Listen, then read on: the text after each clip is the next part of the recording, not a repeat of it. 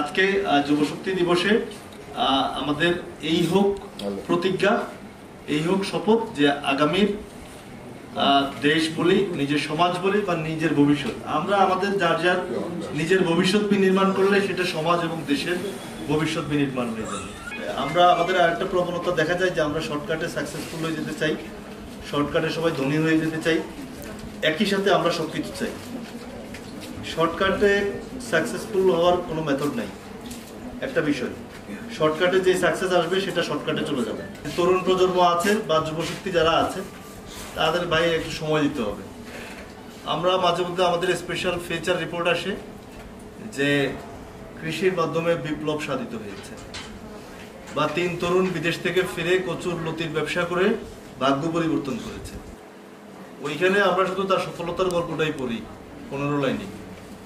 আর মনে হয় যে কচুর লতির ব্যবসায় যদি আমি কালকে নামি তাহলে মোটামুটি 1.5 মাস পর আমিও লাখপতি হয়ে যাবো। উই এক্সপেক্ট দ্যাট, আমরা সেটা মানে চাই যে মানে ওইরকমই হবে, কিন্তু আসলে এই বিষয়টা এরকম। আপনি কচুর লতির ব্যবসা করেন আর আপনি অ্যারোনটিক্সের পড়াশোনা করেন, যেটাতেই আপনি যান সেইটাতে আপনাকে ওই পরিমাণ শ্রম, সময় এবং ওইটা নিয়ে আপনার সাধনা থাকতে হবে।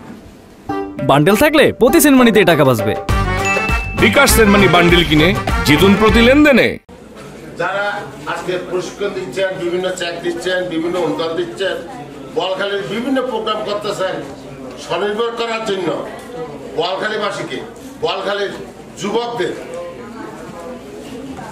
আমি মনে করছি যে যুব উন্নয়ন কর্তৃপক্ষ যদি ভালো একটা প্রোগ্রাম করে তাহলে বোয়ালখালীর এই যে যুব এত লাখ লাখ টাকা ঋণ দিচ্ছেন ডেভেলপমেন্টের জন্য যুবকদের, কিন্তু অন্যদিকে আমরা দেখতে পাচ্ছি মাদকাসক্ত, ইয়াবা, বিভিন্ন অপকর্মে জড়িত।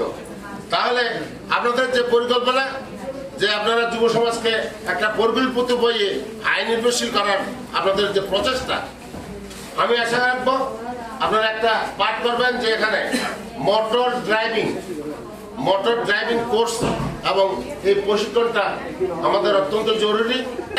যে আমরা কিন্তু প্রশিক্ষণ না পাওয়ার কারণে ড্রাইভিং লাইসেন্স পাচ্ছি না, আর ওই ড্রাইভিং লাইসেন্স না পাওয়ার কারণে এখানে টোকেন ব্যবসা করে হাজার হাজার টাকা, লাখ লাখ টাকা একটা গ্রুপ নিয়ে নিচ্ছে।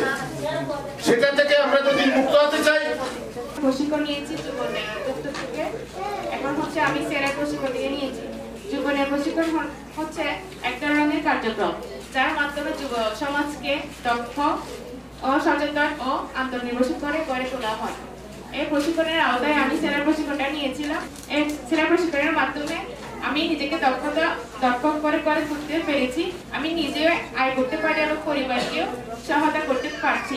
আমি টেকআপ শীর্ষক যে প্রকল্প ছিল সেখানে একজন প্রশিক্ষণার্থী হিসেবে ছিলাম এবং এখানে বিমান প্রশিক্ষণ নিয়ে আমি আমার নিজেকে অনেকটা উন্নত করেছি। এখন আমি বর্তমানে মাইক্রোসফট এক্সেল, পাওয়ার পয়েন্ট, পাশাপাশি ওয়ার্ডে অনেকটা বেশি দক্ষ হয়েছি এবং আমি বর্তমানে গ্রাফিক্সের কাজ করছি, যার মাধ্যমে আমি অল্প কিছু ইনকামও করতে পারছি, যা আমার বিভিন্ন ধরনের কাজে লাগছে।